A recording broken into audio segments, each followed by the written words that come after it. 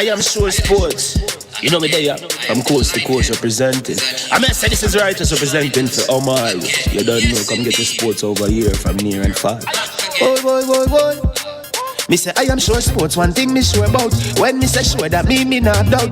Come get your sports, get it over here. Come subscribe, repost and share. I am sure sports, one thing me sure about. When me say sure, that me not doubt. Come get your sports, get it over here. Come subscribe, repost and share. If me not sure, that me not say it. Know who score, that me not say it. Never know the game play, that me not say it. If me never seen a game, me no know who play. For your sports news, better come over here so. For your soccer news, then come over here so. If you don't love sports, still come over here so. For the date done, you a go love over here so.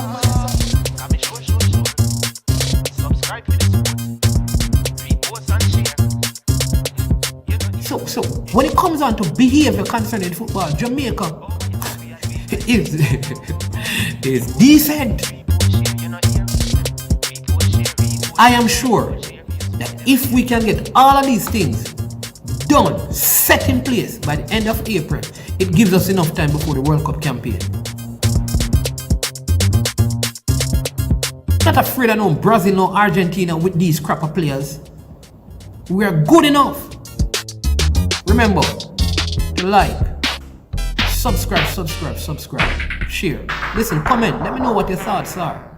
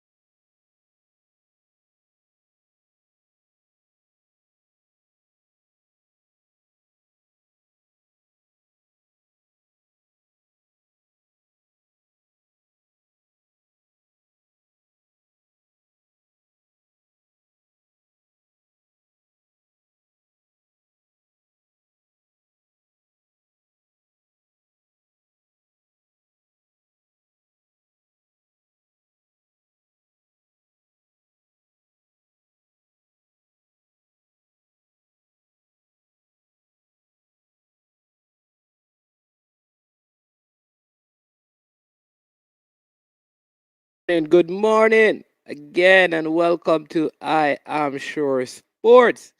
Again, this is Man is Man. We just completed our Sports in 10 at 10, and now we have a very special interview that is lined up for you. We'll be speaking to Garfield Ratty Robinson, former Camperdown player. He was part of that tremendous Camperdown team that so good, coached by Jackie Walters, was expected to dominate schoolboy football and win everything. But unfortunately, they were unable to do so. And but they did win a Walker Cup. He's going to share that story and the major transition in his life and how he moved from being a footballer at Camperdown and is now a well-respected author. Yes, an author. And it's always a good thing to have these stories of past footballers who are not in the sport but doing well in terms of their own personal lives. He'll be joining us to share his story with us. But before he comes on, we want to big up our sponsors. We have a couple of sponsors who have come on board to join the I Am Sure Sports family, and we're very grateful. Prestige Finance. Yes, so please check out Prestige Finance, lending a helping hand when you need it most. All you have to do is call or text them at 876 884 7300. 90. We also have uh Launch Legacy. Yes, Launch Legacy has also come on board, and they are now one of our sponsors, Launch Legacy. They handle risk, seek legacy. And so, for all of your personal insurance needs in Canada and the USA, visit them at launchlegacy.com or call or text 647-989-0782, and someone will be there to speak with you. That's Launch Legacy. Yes, yes, yes, indeed. Yeah, man. Well, it's so good to have you back. So good to have you. I know some of you were on the earlier stream. You may be taking a little while to get on over. So waiting on you to jump on in, and then we will introduce our guest. Um, yeah, Mr. Garfield, uh, Ratty, they call him. I mean, like I said, it's always a good thing um, to have these former players who are excelling in other areas of life outside of football. Because too often we hear stories of people, former players, present players who um, they didn't earn enough from the sport, and because of that, life is tough for them. So it's good when we have examples of those who use the opportunity in high school to properly educate themselves, and they do that. But not only have they educated themselves, but now they are using that education to make a major mark and progress in life. I think when these things happen, we must commend the athletes, not just footballers, but also um, track and field athletes and cricketers who are making moves and making marks. We have our guest with us, so we're gonna bring him on. Um, right now, I know you don't want to hear a lot more from me because I've been here talking, and today we're gonna give away some credit. So if you want a credit today, just put your hand up, and you will get a credit in our giveaway section. So just do that. I'm trying to make sure I get this out to all the Camperdown players out there. So once you come on, please remember to hit the like button, share, and if you have not yet, please subscribe to the channel. That's a way you support the work that we're doing here at I Am Sure Sports. So let's welcome Mr. Garfield. Let me just say Robinson. Good afternoon. Good morning, man. How you do? I am doing well, and how are you doing? I'm good. Giving thanks. Well, bless the Lord, man. Listen, this is so good, right? Because as a pastor, I know that you are now a child of God, have given your life to the Lord. So that's a good thing. So I feel like, you know, Yeah, yeah, we kind of have yeah. some things in common right there. Quite so. Yeah, man. All right. So talk to us. I mean, tell us about your early years in football, all the way to your great Camperdown team under Jackie Walters that, you know, was underwhelming. What can be said? True. Yeah, definitely. There was great expectations concerning that team. A lot of people expected us to do much more than we did. But where I started in football, I started at a very tender age because in my household it was not a choice. It's like we had to, because my father, he was a sports person. He was both involved in cricket and also in football. Matter of fact, he's the person who started Waterhouse football team. Oh, Waterhouse, yeah. Well, at that time, the name was not Waterhouse Football Club. It was actually Black Stars. So he's the one who started Black Stars, and so all my brothers actually played football and still play football. Because in the home is as if this was something that we had to do. You wake up early in the morning, and before you even get ready for school, you have to do some laps, and so we have to keep ourselves fit and so on. So it was a must for us in my household. And gradually from there, going beyond just doing it because we had to, we were now doing it because we wanted to, because we love the game, so we were playing from youth stage. I then moved from Balcom Drive at an early age, I was little boy, and so I went to live in Crossroads area, and then later, spend most of my time down in Arnett Gardens, where my football was developed much more. I started playing for a team called Young Cosmos. That time I was just about 11, 12. So we were playing under 13 at that time, for Young Cosmos and so on. Then after under 13, then I went to play under 15. So this time we were playing under 15 down by Arnett Gardens, for Prengenine. Big coach at the time. He was also the coach that coached us in the minor league as well.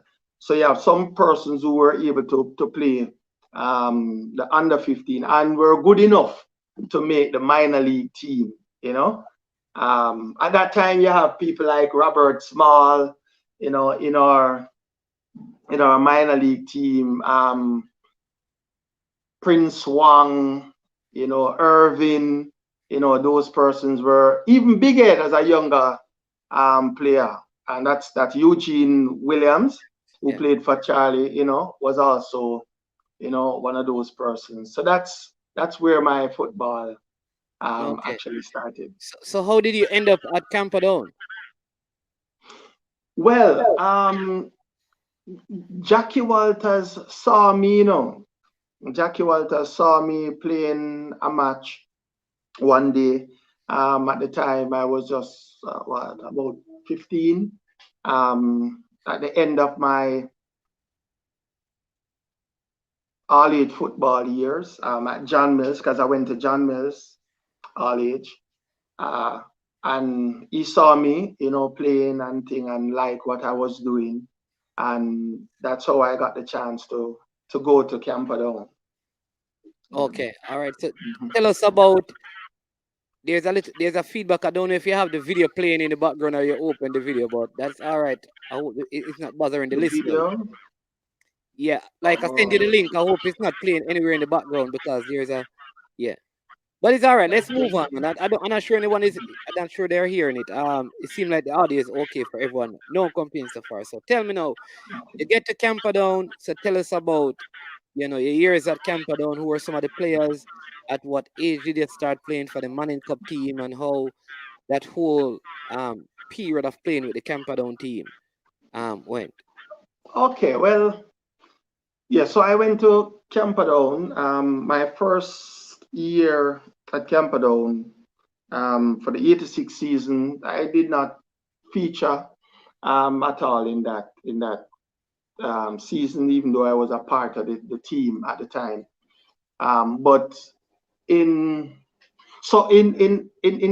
at Camperdown, we were still playing a lot of football, through interfarm or interhouse, things like that, So we're playing with all of the guys who were actually playing Manning Cup at the time, and then 1987 was was the year that I really kind of get the exposure,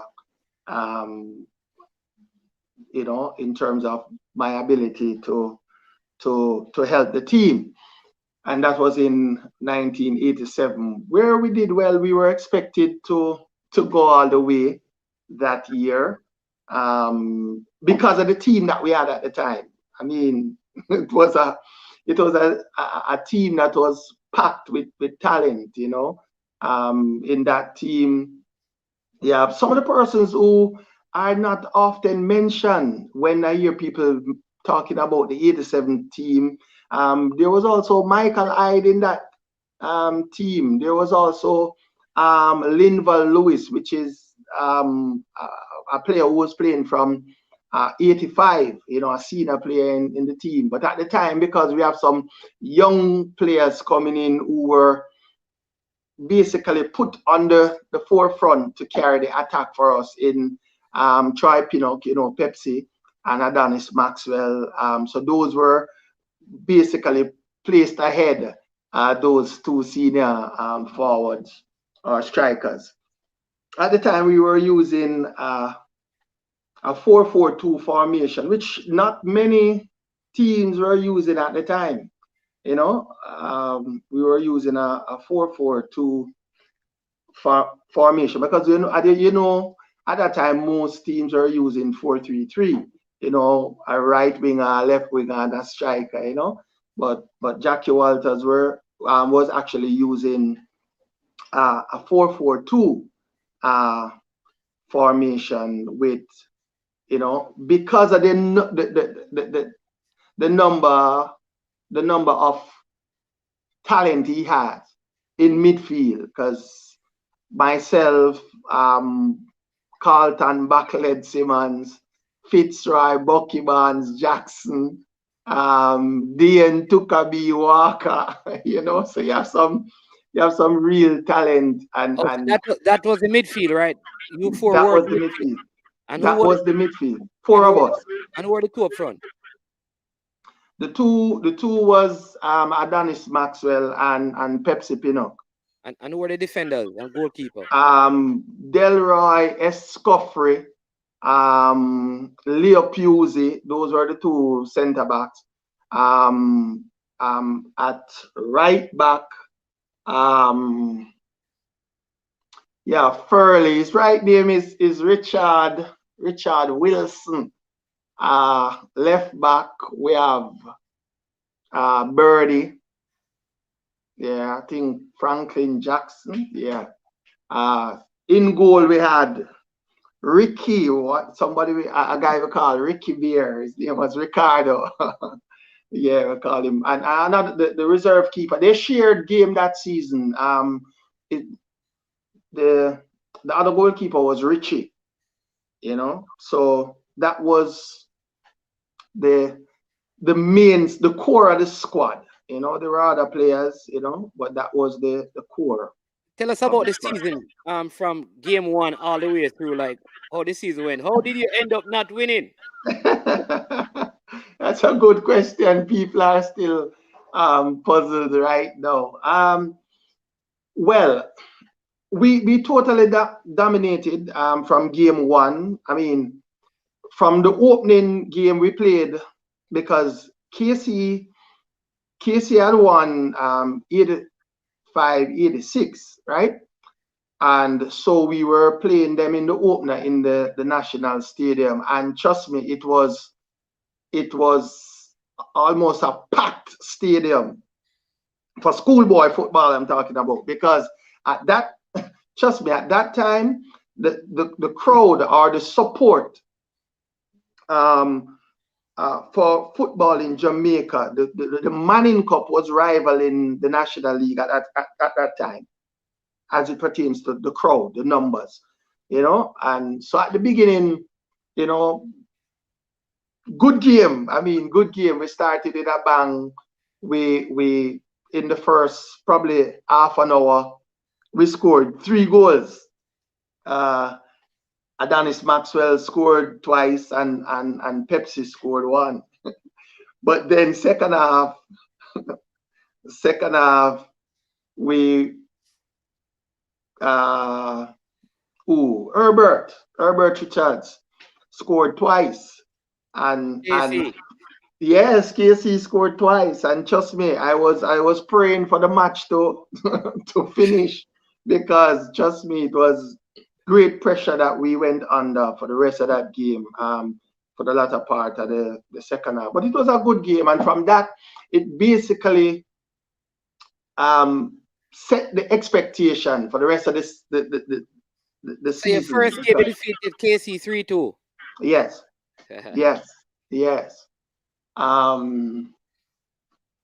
So we played. I'm trying to remember. I'm trying to remember the games we played right after that. In 87. I know we won all our games though. I know we won all the games. In your zone. Yeah, in our zone because we were the first team to qualify Okay. for that round. And when we qualified, we actually went out into St. Thomas at a place called Port Morant. You remember that team? Yeah. Port Morant, because at the time my coach was actually coaching Port Morant. So that's where we went for 2 weeks, because at that time the Manning Cup there was a break. So after semi-final, you'd have a break, like a 2 weeks break. So for about 10 days, we were like out in St. Thomas. And to tell you the truth, in my opinion, I mean, there are others you might talk to from that team and they might have a different opinion. But in my opinion, I think that 2 weeks may have cost us the Manning Cup Also, because it was rough. It was taxing for us as youngsters at the time because we were actually play the first game. I mean, up a land tap, them call up there land tap. And the first game we played Port Morant. We drew with Port Morant up there. Our first game. I mean, I talk about big bad Port Morant, with Russell Latapi and Leance Lewis and Pingy Blair and whole heap of people, So it was a star-studded team, and we were, playing, and it was a heavy field. So I think that took a toll on us. That's just my opinion, man. so in your quarterfinal group, who was on that in your group? Because you didn't progress from your quarterfinals to the final. Okay. No, it was called a semi-final. So when you play the first round, it was called a semi-final. So you move on to a semi-final, but it's not a one match. You play 3 games for the semi-final round. In the semi-final round, we played JC, Stats, and Dunoon. Okay. We played JC, Stats, and Dunoon. So how did you not go through to that zone? Tell me. Yeah, it's just Manning's man. It's just. I How mean, did the game against JC go? the GC game. I think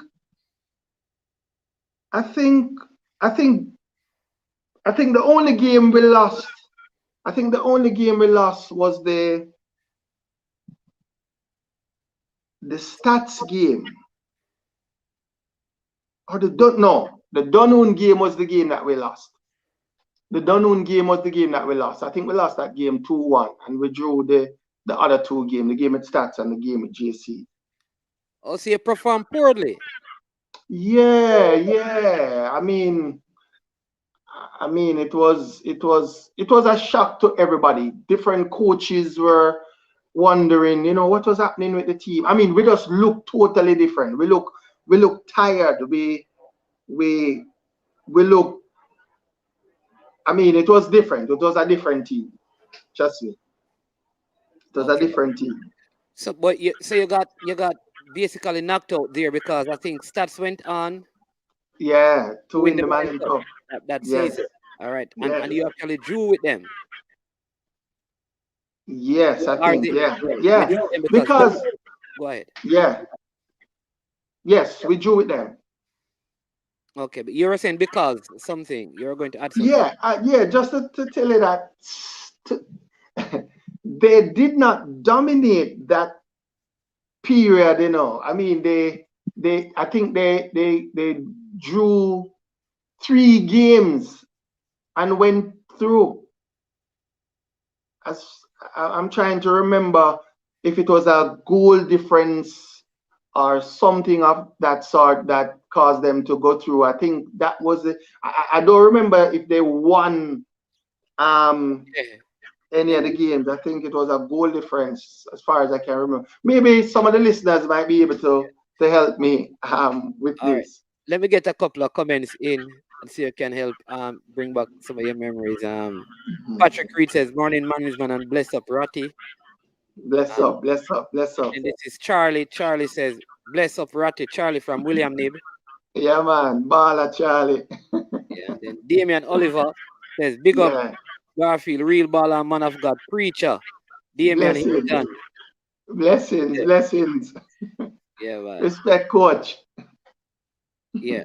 All right. So, but you want to walk a cup, right? With the same team. Yeah, in 88.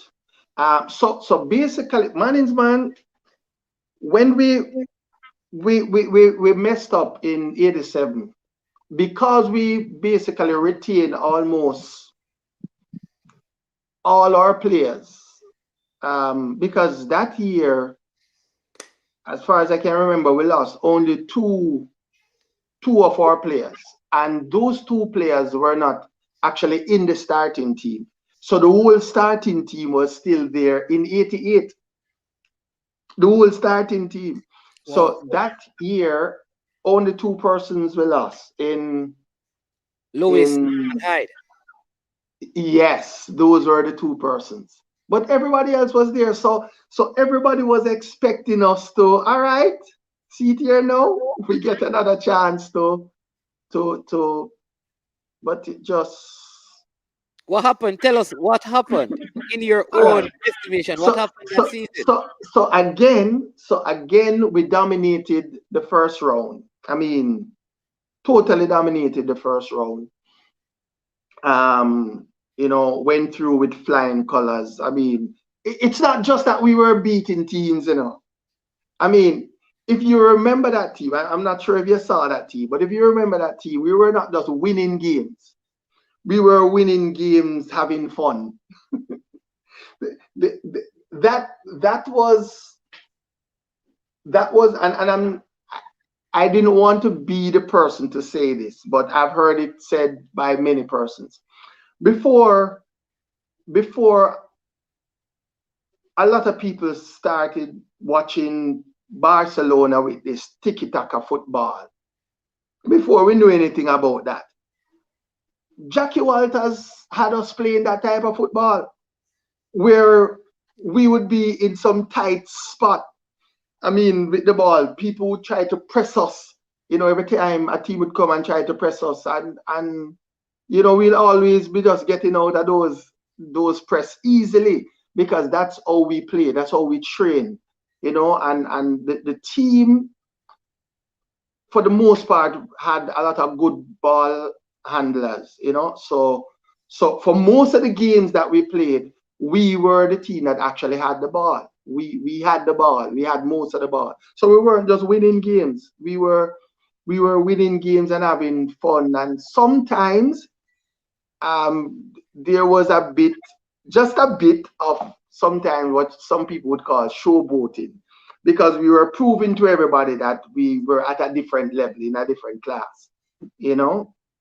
Charlie Smith won that season, right? That's 88. Yes, Right. So you yes, need to tell us about because you said in 87 you think you didn't go through because of the trip out in Port Morant. You didn't go to Port yeah. Morant this time, but you didn't go through. What happened? And I'm not making any excuse here, but I think the main problem was because of the two strikers that we lost.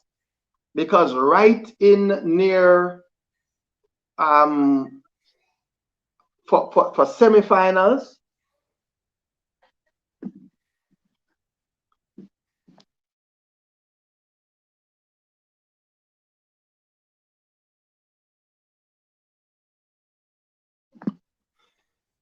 sorry about that, Mannings, man.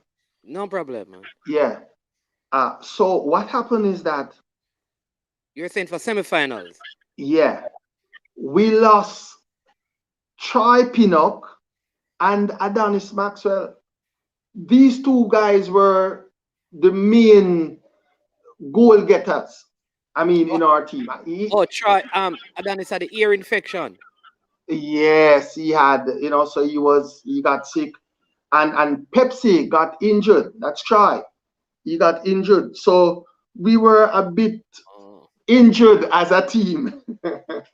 As a team, we were somewhat, crippled in our attack. So even though we had other persons who could score, most of our goals came from those two guys, from Pepsi and Adonis. So when we lost both of them at the same time, going into the semifinals, I mean, it hurt us big time. So, a matter of fact, when we lost the semifinals and Danny came back, that's Adonis came back. He came back for the Walker Cup. For the Walker Cup, he scored both in the Walker Cup semis and in the final. He and Bucky Fitzroy, right? So he scored in the semifinals and also in the finals, right? So even though we had other talented players, Who did they beat in the Walker Cup finals that year in '88? Charlie Smith, the same Charlie Smith who won in the Manning Cup. Yeah, we came back and beat them in the Walker Cup. I tell you the truth, if persons remember that Manning Cup semi-final that we lost to Charlie Smith, we had no reason to lose that game. No reason whatsoever. As a matter of fact, there was so many speculation surrounding that loss that people say, no man, something wrong. I mean, we hit the bar, we hit the upright, we hit the keeper, we hit everything but the back of the net. I mean, how much Charlie Smith won by? 1-0, 1-0. Who scored? Byron Earl scored. Byron Earl. Okay. Yeah. Yes. Yeah. I mean, we were the team to beat. We were the team to beat, and I think everybody basically assumed that the team who wins that game would go on to win the Manning Cup, and so said, so done. So even though I know at this point some Dunoon people would say would have something else to say why they lost that final, but that's another discussion. Dunoon was a penalty kick out with Charlie Smith, no? Yes, which it was in their hands. I mean, they were leading, and they were leading handsomely. Let's just say everything went good for Charlie Smith that 1988 season, because they overcame a lot of odds as well. Yeah, but that's the final year of Camperdown, though. I mean, did you make all Manning, all school? Yes, I made all Manning in '87 and also in '88. In '87, we lost to the Aldecaster team. With Hector Wright and those guys. Yeah, Mark Agla and those guys. But we won in '88. We beat them the following year in '88. In '87, we also, I was also a part of the all schools team that won that quadrangular tournament in '87. Quadrangular tournament. Tell us about that. Yeah, that Jamaica under 19 team that won the first tournament that Jamaica won in football. Yeah, right. Yeah, so in that team you had Marvin Chin, who was the goalkeeper, Agla Wilson and Gibbs were the two centre halves. You have Juvenile, that's Leon Minot. Minot from Calabar at right back. You have Robert Small, that's Robert from Charlie Smith. I played the central midfield. Then Hector Wright played to my left, and Twitter Reed, that's Devon Reed from Meadowbrook. He played on the right. On the left wing, because we use a 4-3-3, on the left wing you had Belly Dias, that's Christopher Dias from Charlie. We had Maurice Cyrus from Stats, and then you had Herbert Richards from KC on the right. Whoa. Yeah. Big bad team, man. Big bad team. As a matter of fact, that team gave the senior national team headache in several training sessions that we were having, because we were training together. So where was sometimes. Adonis and Troy Pinnock? They weren't on the team? Yeah, they got called, but they did not make the final squad. And Bucky Barnes either? Yeah, so 6 of us got called, to both to the all-manning team and also to that under 19 team, where you have Carlton Simmons, that's back led. Yeah. You have Dane Tukabi Walker. You have Fitzroy, that's Bucky Barnes, Pepsi and Danny and myself. 6 of us. But I was the only one who played in that team from the 6. Okay. Whoa. You're a big baller, man. So after were you called up to any Jamaica U team during this time now, or the senior team? After that under 19 team? Yes.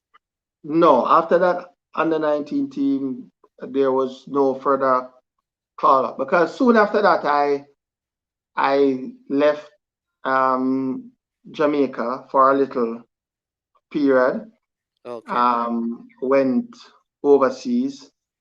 So basically, I even got an opportunity to go and have a tryout for a team in Baltimore.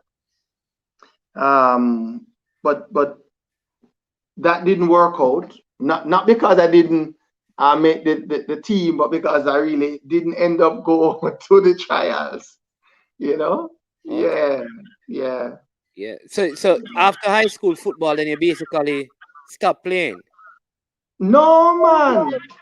I played several years of Premier League, several years of National League, I was playing National League from I was going Camperdown. Okay. Myself and Carlton Simmons, we were playing for Wanderers. At the time in National League. Yeah, in 87, 88 and so on. I was playing. So I left Wanderers. I went to Galaxy. I played in that big bad team at Galaxy with all those Galaxy of stars. You seem to always be in big bad teams with Galaxies that start at don't win anything. That's true. That's true. Because at the time I can remember we had about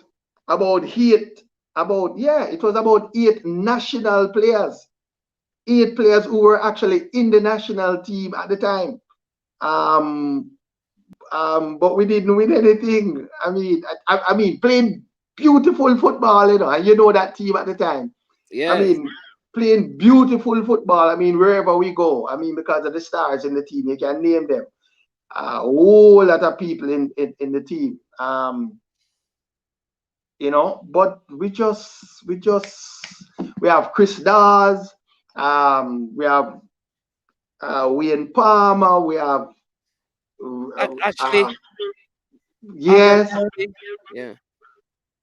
We have Chris DaCosta. No, it wasn't DaCosta. No. At the time, all right. So let me tell you the period. So you have Marco Pratt, Marco Pratt, who used to play for Arne. Yeah. So you have Marco Pratt, you have Chris Dawes, you have Wayne Palmer, you have Max Rose. You have Albert Ashley. No, Albert Ashley was at Hazard at the time. You have Wappy Valentine. Jeez, peace, Wappy.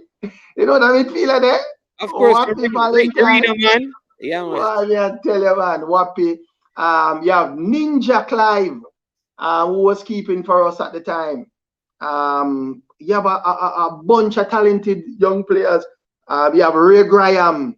Yeah, Ray Graham there. Kevin Sensi Williams. Yeah, because Kevin Sensi and Wappy actually went to Reno. Yes. Since he was at Clarendon College. Yes, man. As soon as he left, he went to Reno. So he came to Galaxy. So you have Sensi Williams. I mentioned Fana Griffiths already, Greg Graham. Oh, who am I leaving out? A whole lot of people. You have Leroy Minot.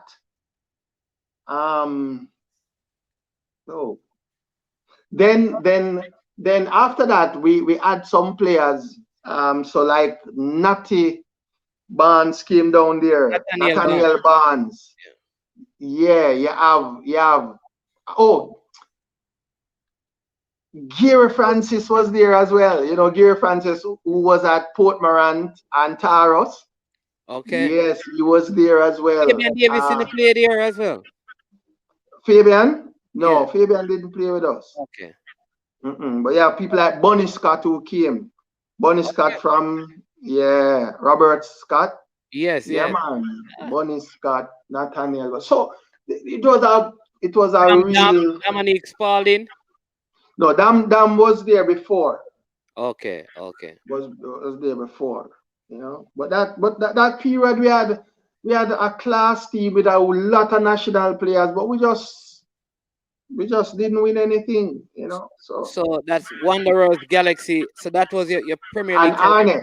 And Arnett. I played 1 year at Arnett.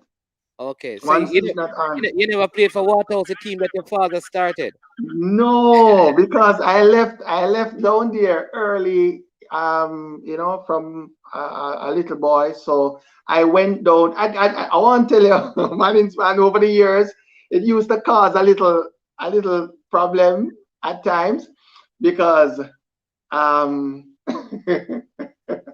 time to time, even Bingy would say whenever he sees me anywhere, he would say, listen, your father start this thing, you know, you need, because he was like my father's son, you know. Bingy and his brother, man, his brother Sana, he was another bad baller. I mean, the two of them, you know. So, you know, he would always see me and say, listen, you need to come play even a 2 seasons at Waterhouse, you know. But really, Arnett was the place that really developed my football as a youngster, you know. So, you know, my heart was always at Arnett Gardens, you know. Even though I spent most of my years playing Premier League at other places. Yeah. But I mean, in terms of your playing career, what did you say are the major standout moments of your time? You know, that they're etched in your mind. Okay.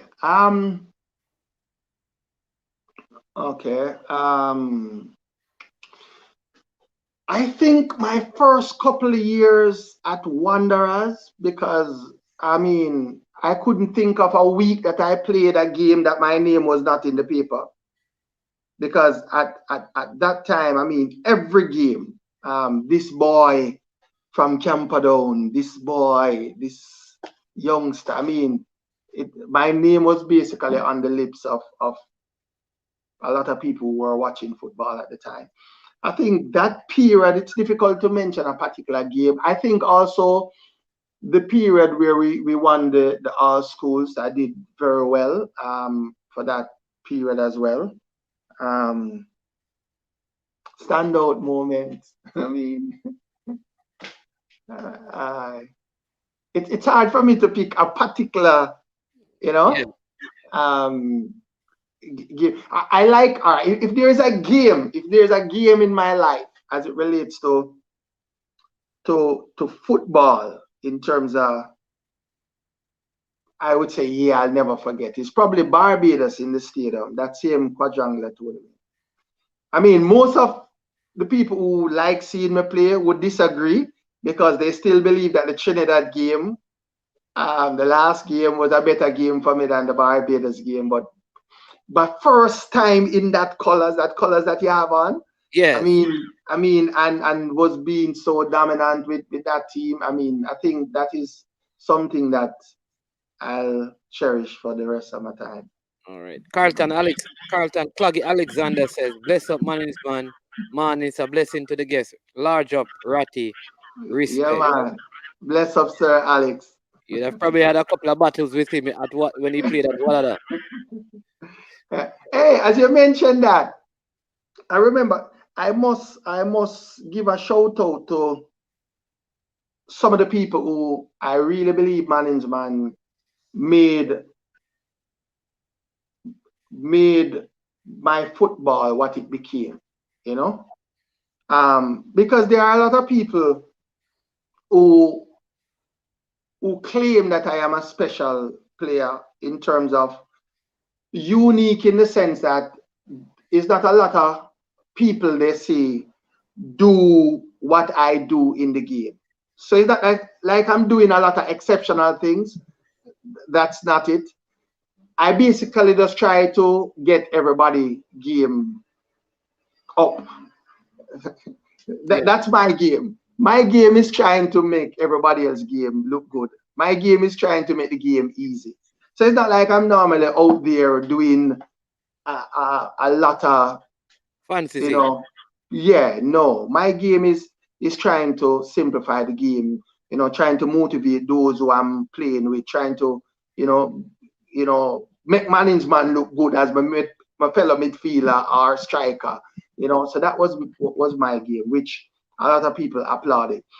But if I were to mention anyone or a couple of persons who actually contributed the most to my football career, I would think David Jones. I would think Melvin Blissett.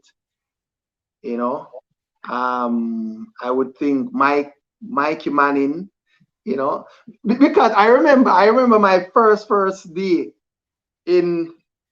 Probably it's not the first day. Buckler tell me it's not the first day, or early in my National League career. Because I came into this thing thinking that we got dominated like how we dominating schoolboy football. So we were playing Seba down by that field, down by Nature Village. You know, Nature Village. Nature Village farm is it's two fields in one. Yeah. Massive with field. the grass, that crab grass, that high and thick, and you know. So I was leaving myself and Carlton Sivans. You know, we're going to dominate this thing like how we dominate.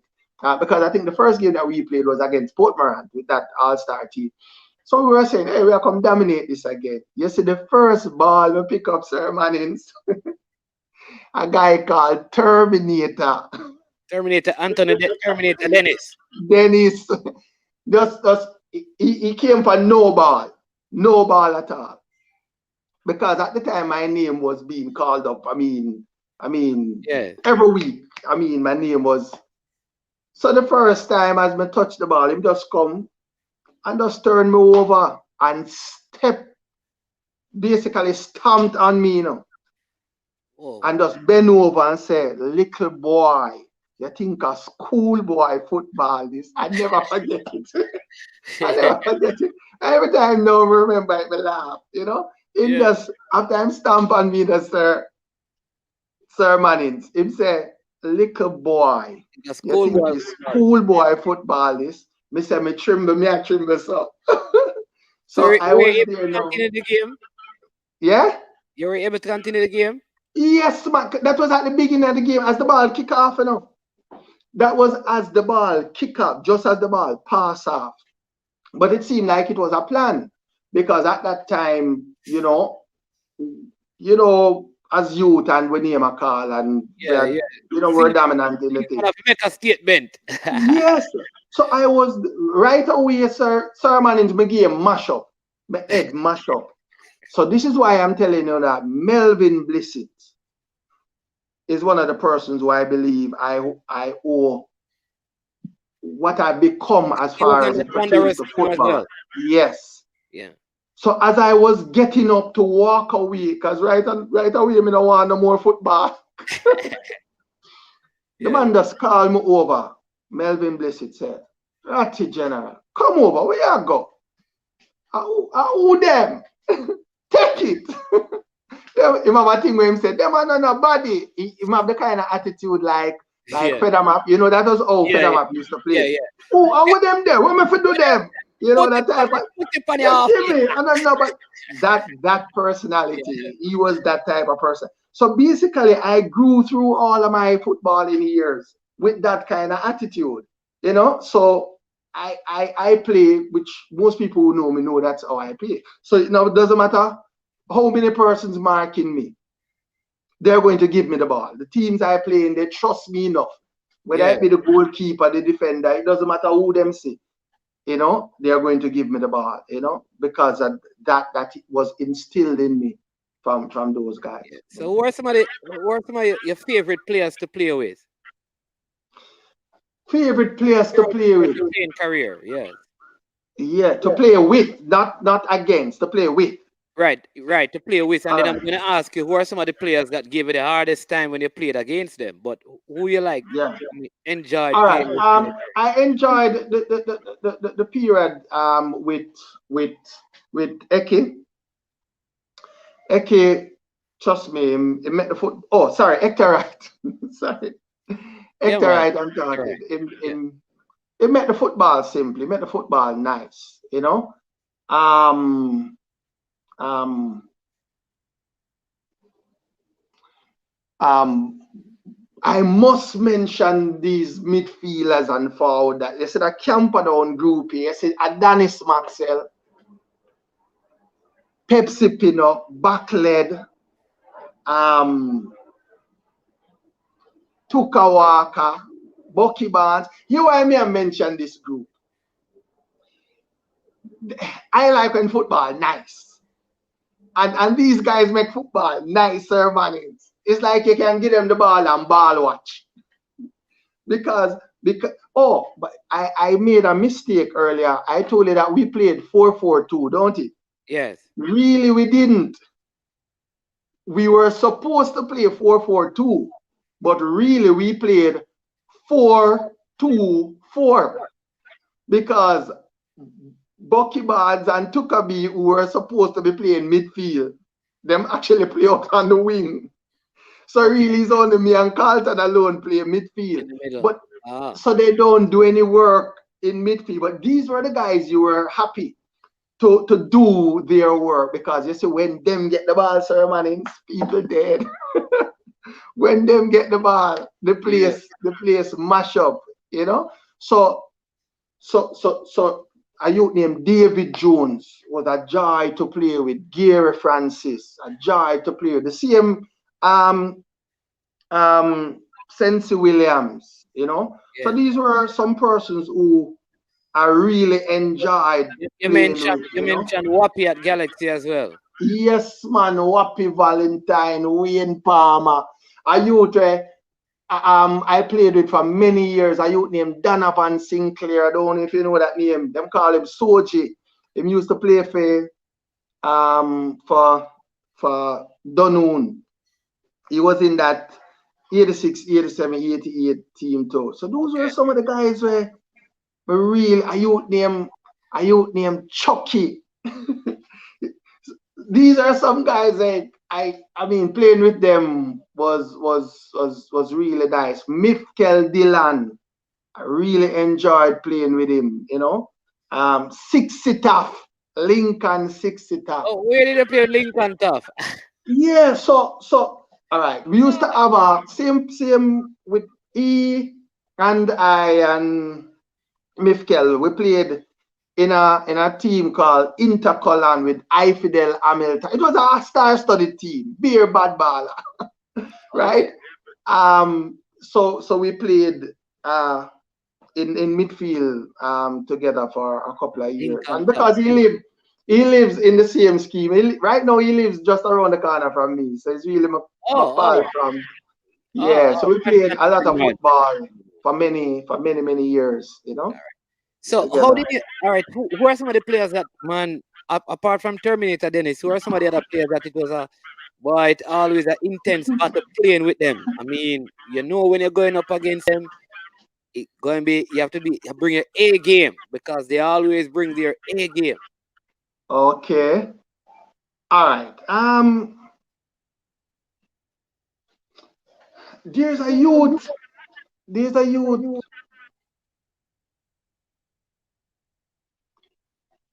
what's his name? All right, them call him Buck, but him used to play for Dunoon Technical.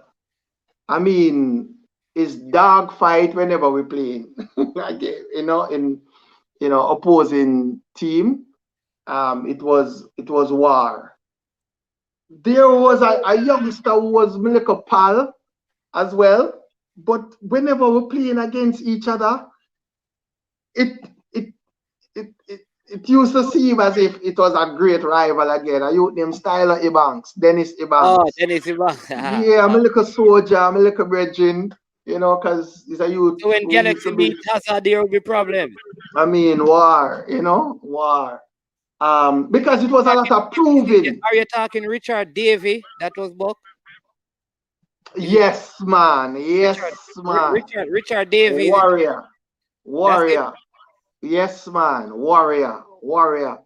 But then, all right, here, most of the rivals that I had in Premier League, I mean, the most difficult games were people who were actually my friends. Because whenever I play on it, them kick me left, right, and center in a ceremony. Because the people, whenever I go down to on it, because them cuss me, because they would say, I mean, we teach you football, and you leave, and you go to a country and play. so them kick me left, right, and center. No, the guys who were actually kicking me up were guys who were my friends, like the Everton Bunzi and the Chinsu, and, before that, you have, I mean, Prince Orion. These guys were my friends. But because they know me and they know what I bring to the game, I mean, every game did they go up against players like Winston Anglin and yes, man, like Donald Hewitt? Yes, man. In my early years, as a matter of fact, I played in Twinnybugs last 2 years of football. He came and played for me at Shortwood because I in the Super League because I was coaching Shortwood for a number of years, Okay. Yeah. So yeah, man, my pal that man, Twinnybugs Anglin. So he came and played with us for so most of those top midfielders, the Winston Anglin and all of those guys, the Bingy Blair, the Freddie Butler, those guys, I mean, they know. They know. All right, so I know you're also a coach. I'm going to get into that. But how did you come by the name Ratty though? Really, it's a name I got when I was born. Basically, because when I was born, I was very small, very, very, very, very small. And, the person, who gave me the name say, you look like one liquor rat, and that stuck. That's what you were told, right? Yes, that's what I was told. That's what I was told. Mm-hmm. Okay. All right. Yeah. All right. So I know we want to transition into, you're coming out of football into coaching and how at what point you became a Christian and how that led into you writing a book and then talk a little bit about that. But you were also involved in coaching, right? I know you have coached. Yeah. Well, for most of my adult years, I was in football as a Christian, So all the guys who know me, they know what I stood for. They know me as a Christian. You understand? So even though many of them knew me before I became a Christian, I got saved in 1990. So it's not yesterday. It's a long time. I played several years a National League, after I got saved. So I got saved in 1990. Okay. In 1990, yeah, and I was still playing then, and then later after that, started coaching, and so on. What are some of the places you have coached? Well, I've coached at Water Commission for several years. National Water Commission. That's in the business house. I've coached also at Shortwood in the Super League for a number of years as well. I was a part of the setup down by Burtis at the academy, which was basically the feeder program for the Manning Cup team. I was, in charge of the youngsters there. I would basically prepare what we call the elite group that we would send up to the Manning Cup team. So I was responsible for that, for a number of years. Okay, okay. So you're still coaching now, or you have You know, something? since the pandemic, I've taken a break. The only coaching I do, so I don't have any team now.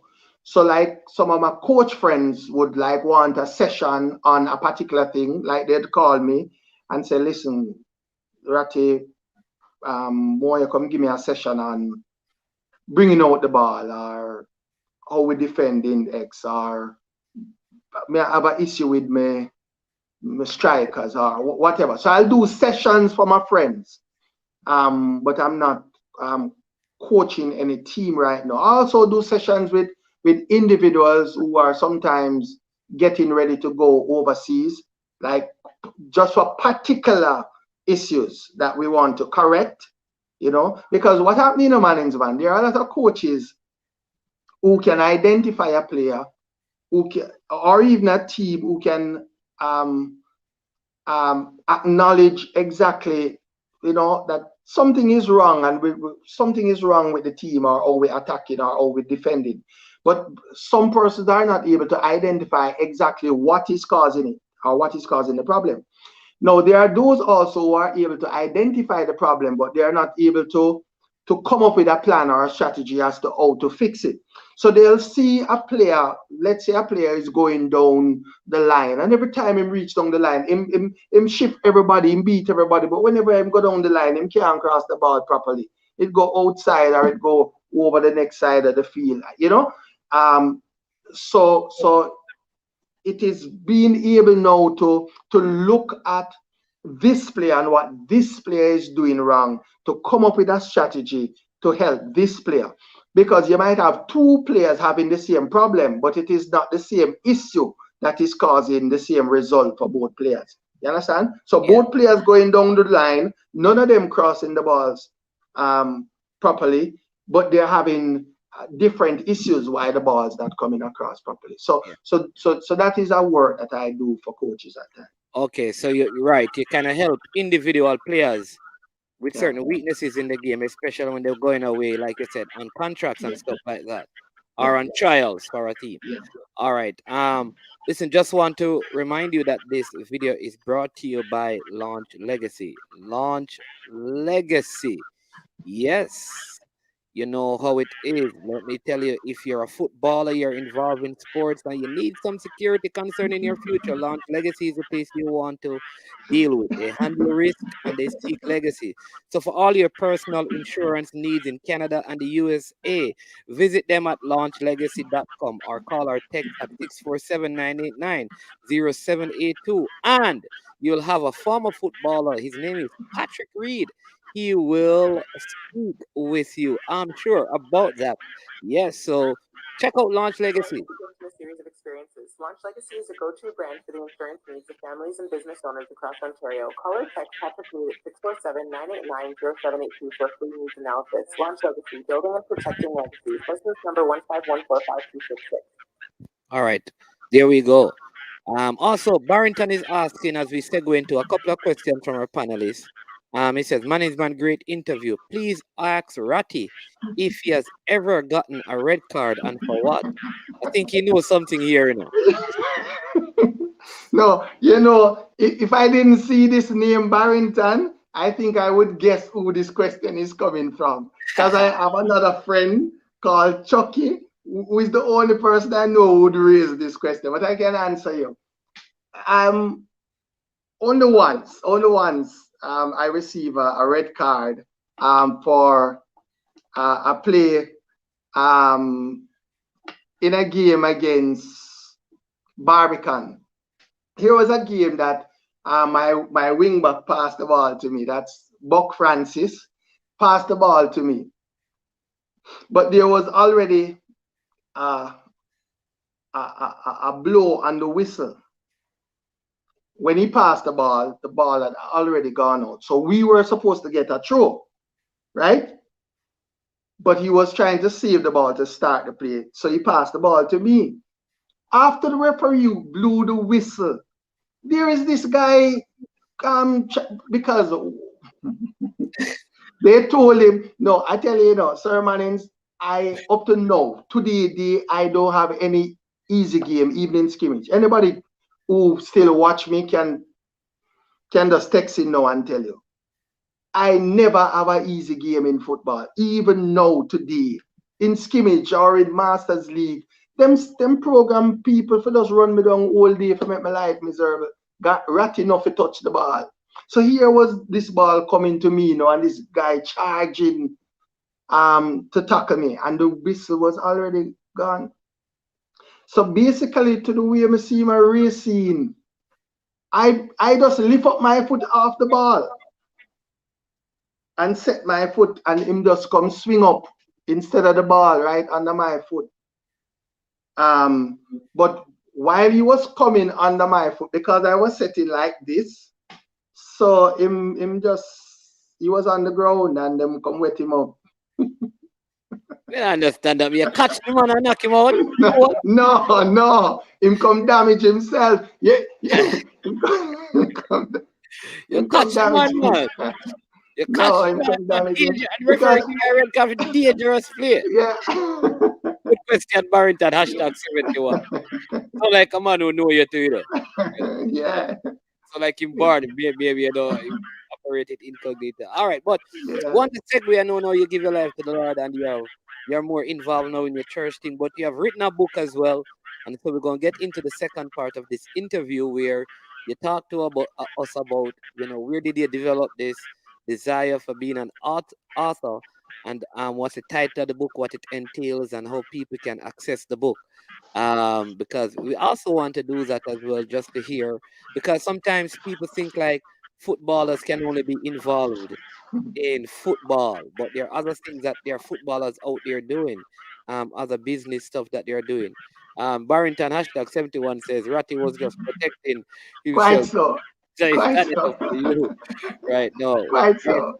Yeah, right. So go ahead and just share with us that story about your journey into actually writing a book. Okay, well, just before I mention the writing of the book, I must say again that I got saved in 1990. From 1990, I gave, my life to the Lord. And it just goes to show that becoming a Christian doesn't end your life of football or end your life in sport, right? Becoming a Christian doesn't end your life in sport. I became a Christian in 1990, and people for many years still regarded me as one of the better central midfielders who passed through the Premier League. People say this all the time, and I was still a Christian during those years. You understand? So I'm saying that it doesn't take away from how you perform. Not only that, it doesn't take away from how you impact people's life, because I was still able to impact a number of footballers' life. In football, things pertaining to football, but helping them to become more than just better players, but better people. You understand? So basically helping them to understand that it goes beyond football, improving themselves, on a whole. So it was my whole drive in helping people, in assisting people, that this book came out of, right? Because this book, the book Dare to Ask, is basically a book which I seek to treat 35 questions from scripture. No, not 35 questions about scripture. These are not questions that people are asking about scripture, or if the scripture is true, or if the scripture is real, or if God is real. No, these are questions that are asked in scripture. You understand? So what I do is to ask these questions, or to treat these questions that are asked in scripture in the context in which they were asked, right? And also to give a contemporary application. In other words, yes, so those were written thousands of years ago. How does it apply to me today? How does it affect me today? How does it impact my life? So for example, we look at questions from a wide range. We look at questions dealing with anger, questions dealing with forgiveness, questions dealing with worry, questions dealing with discouragement, questions dealing with trust, questions dealing with deceit, questions. So it treats a wide range of questions, but always at the end now trying to tie it in with how does this help you today in your everyday life, as you go out on the street, as you go to work, as you go to school, what different does it make? For example, there's a question that says, which of you can add an hour to your life by worrying? Remember Jesus asked that question? Yeah. Which of you by worrying can add 1 hour to your life? Which basically, is making the point that even though worrying might allow you to think that, yes, it is occupying your mind and occupying your time, and you're thinking about something, it gets you nowhere. It doesn't help. It doesn't prolong your life, is what Jesus is saying. It doesn't help. So instead of worrying, and trust me, many of us are warriors. The moment there's a problem, the moment there's an issue, the rent can't pay, or you can't find the school fee, or it might be simpler things than that, but we worry a lot, and this is just to help us to understand, to put worry in its in a right perspective, so that we understand that it really doesn't help. We look at issues of jealousy or bad mind, because these things are actually in scripture. What can help us to stay away from that. It shows its implication, where this takes us. So it gives some warning and so on. It deals with things like anxiety. Jesus, for example, asks a question. One of the questions treated in the book, where the disciples asked Jesus, "Don't you care if we perish? Do you not care if we drown?" No, here's a situation where it was Jesus. No, man, I know you know this text. It's found in Mark chapter 4, from 35 to about 52. Now, here's a situation where Jesus told the disciples that we're going over to the other side. They were going over a lake. Jesus told them we're going over to the other side. While they were actually in the boat going across the lake, there was a storm. Jesus was asleep in the back. and so they came to Jesus and said, "Well, you not care if we're dead?" Yeah. And here is a situation, as funny as that might sound, we too, react like that sometimes to God, where, we're not seeing things working out as we thought they would, and we were a bit, somewhat convinced that this was the direction that we were supposed to go. But how is it that we're going in the right direction and there is trouble? This proves to us that going in the right direction, doing a right thing, doing a good thing, does not negate you having problems. negate you from having Yeah, trouble. yeah. Definitely, because storms come in every life. Storms come in a life whether or not you're going in the right direction or going in the wrong direction. Storms come in a life whether or not you're doing good or you're doing bad. The good thing is being on the side of right when the storm comes. You know, it makes sense. You know, the scripture gives a story about two builders. You know, one building on the sand and one building on rocks. You know, the storms came to both houses, to both men, to both builders.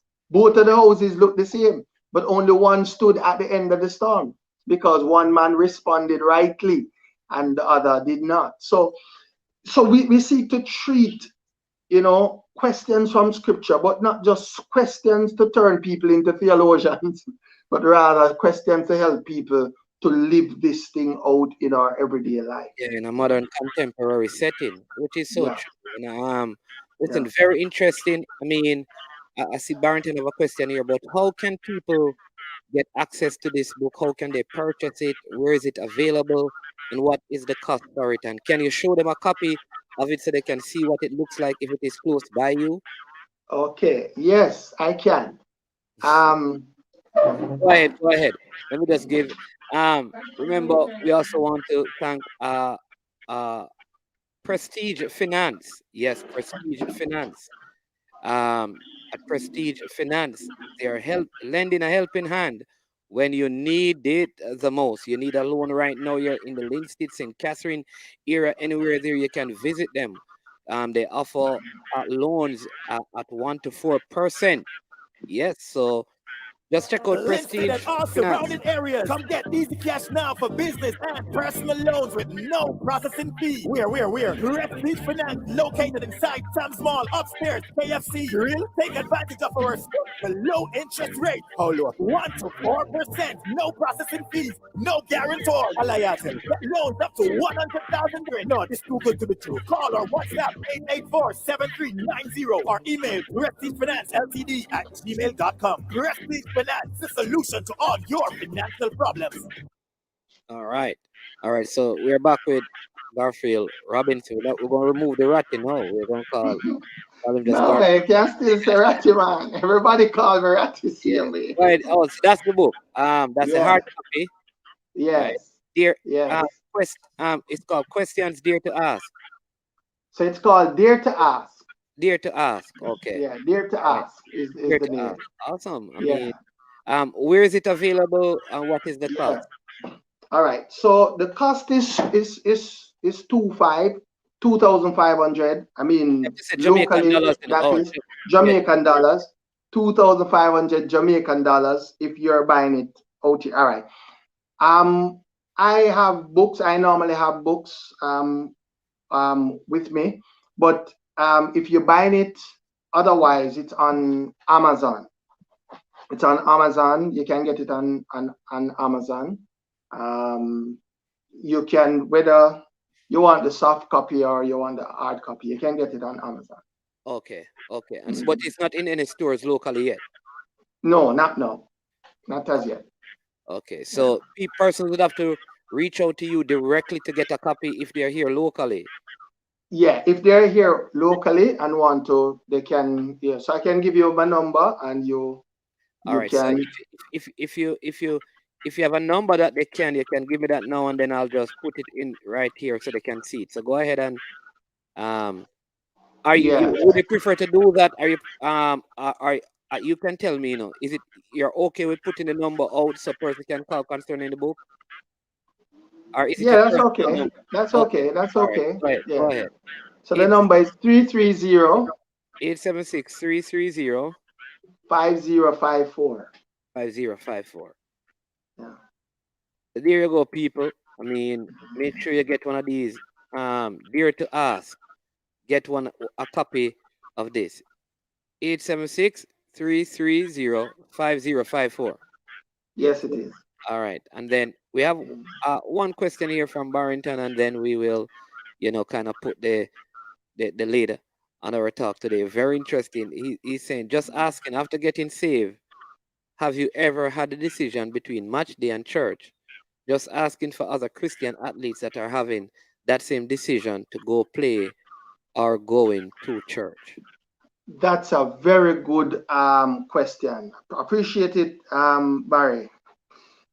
I'm happy that he asked this question because I did say that it doesn't stop us from being effective and continuing our sport. But it can affect where you go or who you play for. Let me clarify. This was one of the reasons why I chose to play for the teams that I played for, right? Because at the time, for the many years I was playing in the National League, I could have played for other teams, but it would have been challenging for me to because I was very much involved in my church and so on, and that's from 1990, right? And the clubs that I chose to play for, they allowed me, they respected that position that I had and my faith and so on. And so they were not demanding of me things that will go against my Christian worldview or certain demand. As a matter of fact, I was favored. I was given a lot of grace, so to speak. Especially, and I must give a shout out to Jimmy Chin. I really appreciate that man because apart from his love for football, but his love for people, to help people. Trust me, that man has helped a whole lot of people, not just his footballers, but that's another matter. So he made grace space for me, time that he allowed me to come down to play. There are many times when the rest of the team had to be down by Woodside or down in Clarendon, that I was allowed certain privileges to be in town to complete my responsibilities at church and so on, and then I could come down and play. It did not affect me playing. You understand? So yes, I can say yes, Barry. It can affect you and your level of involvement in your team depending on your club and the understanding that you have with your club. Yeah. So basically, you have to choose a club that you believe respect your values and Quite so. stuff, so that they will be able to be as accommodating as possible. Yeah. That's important because Yeah. I had that same challenge, Yeah. and so I for me it was a little bit different because I was going to be engaged in full-time ministry. Yeah. And stuff. So I had to give up some of those things. But Yeah. as of recent now, and there are seasons for things as well. So there's a Yeah. season that I could do both. There was a season that I had to stop, and now there's a Yeah. season when I take up a different position. So instead of playing, I take up the operating of a team Yeah. where I can delegate responsibilities, and Yeah. my presence is not needed Yeah. as much. Yeah. Right. Yeah. Yeah. That's a very important point, Sir Mannings, because I was actually in a team where, I mean, I love the guys love me and everything, but the culture of the team was a party culture, right? And if you were not one of the persons who were in on, because the club itself and everybody involved with the club, it was a party culture. So if you were not a part of that, you were in a sense not Welcome into the associated. You're not bonding with the bunch, and yeah. so there was a little problem there, and so I couldn't stay there because the culture was not for me. So I could just meet and greet with them and love them from afar. Yeah, there you go. So I know you're a busy man, so I don't want to keep you all day, but Christopher Carroll says, "Sir Management, good morning. Wonderful conversation with a great legend. From the field of play to the pastures, as a shepherd of the sheep." And then Blessings. Barrington hashtag 71 says, Thanks much, Sir Shepherd. Thanks much. Carroll, Yes. Christopher Carroll, yeah. And then Oh, thanks much, Chris. Yeah, man. Barrington again says Fana had that challenge also, which is Yeah, the late yeah. Winston Fana Griffith. But affected him negatively. Yeah, it definitely affected him negatively. He used to touch base with me. I mean, sharing with me, that challenge, even after I left, because while I was down there, I mean, he got saved in my last year at Galaxy. He got saved and stuff. So I was not even there to provide that kind of consistent mentoring that he needed at the time. So he was being bombarded by, as a youngster, Yeah. being in that environment, football environment, and fame and so on. So, it is important, and that question is very relevant, as Yeah. Barry asked. Time. Yeah, you. Yeah, it's seasoned because there's a time and a place for everything. Because there are times when, depending on where you're at in terms of your faith, because you're at different stages, there's a time when you need to almost pull away and develop a certain level of discipline, and then you can go back as a stronger believer and bring that level of strength. In other words, maybe immediately at your salvation, because you used to do all the practices with them, it's better to pull away from a particular environment, go through the disciplines and develop in your faith, grow in your faith, and then you can go back. You have that season. For a person who comes into the system already established as a person in faith, it's different. All right. But there's a time again when you have to become, because you're at an older age, you have to be very selective in terms of which team do I actually play for, because environment. I always tell people that place is important, because God made place before He made people, right? So place is important. He made sure the place was right that He was going to put Adam in. In the same way, it's a transferable principle in life, that you have to ensure that you have yourself in the right environment based on what you want to produce. You can't plant corn in certain environment. You may be able to plant an apple tree there, but you can't plant the corn there because it may not. So environment is important. Depending on where you're at, it determines the environment that you're going to put yourself in sometimes. Well said, Sir Mannings. Couldn't have said it better.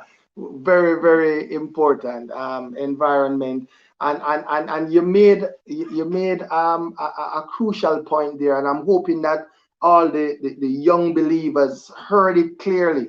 I just want to repeat it. That there might be times when when you might need to pull, if you're young in your faith and you're in a context, in a culture that you're not able to strive, right? You probably need to pull away from that context a bit. And as man said, to get yourself, develop some more, so that you're able to stand and to withstand the challenges that would come against, your faith, and so that you'll be able to grow and also to help those around you, to impact them in a positive way. So that was well put, Sir Manny. Yeah, man, blessings. All right, listen, Um, I want to thank you, Mr. Robinson. you're welcome, Our and thank you. Camperdown standout wanderers, man, Galaxy man. Yeah, You know, no, a man of God, a man of the word, author as yes, sir. well, dare to ask. And remember, you can get the copy of the book by going to Amazon. It's there. You can get the hard copy, or you can get what the other copy, it is not the The electronic, ebook, the the ebook. ebook. Right, there you go. Mhm. If you're here locally, you may not have a credit card, but you want to purchase a copy of the book, you can call him at this number right here. It is 876-330-5054. I want to thank you so much for coming on. Thank you, It was Sir a Manny. pleasure speaking with you. And all the best with your book. I hope you write many more and continue Yeah. to inspire and challenge people to growth and change and transformation and add value to people's life. I think I tell people that my whole my existence is to add value to people's life and to add people to God's kingdom. That's it. If every day I add value to someone's life and I add someone to God's kingdom, my life mission and goal is accomplished. We have the same goals. We have the same goals, sir, man. Blessings. Yeah, man. Thanks much. Yeah, Yeah, man. man. Thank All the you best. again. Yeah, man. All right, Blessings. sir, man. Take See care. Anthony Butler saying, big up Ratty. Seeing my tough linky. Yeah, I'm a bad baller, that man. Yes, yes, Freddie. Yeah, man. All right, but Uh, just take a minute and just big up and thank all you want to big up and thank and give, I don't know, friends and family and all of that. Yeah. yeah. So again, I say thanks to everyone, and thanks to my family too. I have three daughters, and my wife who is always here with me, supporting me in everything. So I mean, that helps me to be where I am, who I am right now, today. And so I give God thanks for that. And for all of the people who He has placed in my life to help people in football and just in life in general. All my friends, people I played with, people I played against. I mean, it all made me better and able to contribute to the kingdom agenda. So thanks much. Yeah, man. All right. Blessings and great Blessings. Take to you, care. man. Freddie, love and thanks. Yeah. All right. There you have it, people. Mr. Garfield Ratty Robinson sharing his story. What a fascinating story. I hope this serves as an inspiration to you that there are so many talented and gifted footballers did well in their footballing career, but outside of that, they're also making marks in their own journey outside of football, right? It does speak to the fact that while you have the opportunity to play football, also, Dean Burton said it. Listen, seek to as well maximize the opportunity to educate yourself. That wherever life takes you, you can make a meaningful contribution to this world and leave a legacy for your family. Want to thank again our sponsors, Prestige Finance, for coming on board and sponsoring this video along with Launch Legacy. Prestige Finance. Yes, I'm lending a helping hand when you need it the most. You can call or text them at 876-884-7390. They are in Linstead, Jamaica. Yes, here you go. Here's all the information you need to know about Prestige Finance. Linstead and all surrounding areas. Come get easy cash now for business and personal loans with no processing fee. We're Prestige Finance, located inside Sam's Mall, upstairs, KFC. Grill. Take advantage of our super low interest rates. How low? 1 to 4%. No processing fees. No guarantors. Alayatel. Get loans up to 100,000. No, this too good to be true. Call or WhatsApp 884-7390 or email prestigefinanceltd@gmail.com. Prestige Finance, the solution to all your financial problems. Also want to big up Launch Legacy for coming on board. Handle risk, seek legacy. So for all your personal insurance needs in Canada and the USA, visit them at launchlegacy.com or call or text 647-989-0782. That's Launch Legacy, yes. And when you call, listen, I know that one of the persons you may end up speaking with is Mr. Patrick Reed. Can you believe that? Another footballer there making waves in the insurance Life is business. a gift and a series of experiences. Launch Legacy is a go-to brand for the insurance needs of families and business owners across Ontario. Call or text Patrick Reed at 647-989-0782 for a free needs analysis. Launch Legacy, building and protecting legacies. License number 15145-266. Thank you, one and all, for joining. I am Sure Sports. I am Manning's man. You have yourself a wonderful, wonderful day. Remember to hit the like button, subscribe, and if you have not yet, please make sure you share the content. Leave a comment in the comment section and we will respond to you. Subscribe to the platform. Keep liking the content. It helps with the algorithms. Yes, that's a way you show love to the platform. Have a wonderful day until we meet again.